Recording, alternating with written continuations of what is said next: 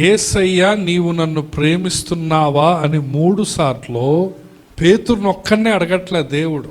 నిజానికి మనలో ఉన్న ప్రతి ఒక్కరము మన భార్యలను, మన పిల్లలను, మన తల్లిదండ్రులను, మన అన్నదమ్ములను, మన అక్క చెల్లిని వదిలిపెట్టి ప్రభువును ప్రేమించాలనే పిలుపు ప్రతి ఒక్క విశ్వాసకి ఇవ్వబడ్డది.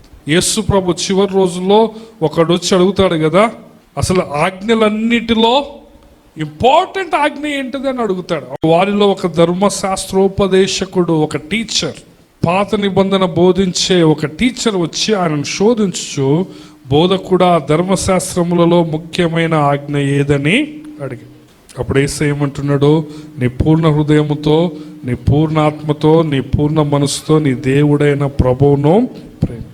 ఇది ముఖ్యమైనదియో మొదటి అయిన ఆజ్ఞ. నిన్ను వలే నీ పొరుగు వారిని ప్రేమించాలి. 2వ ఆజ్ఞయు దాని వంటిదే.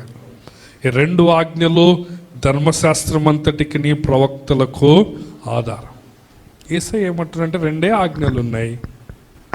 పాత నిబంధన అంతా ఈ 2 అంటున్నాడు.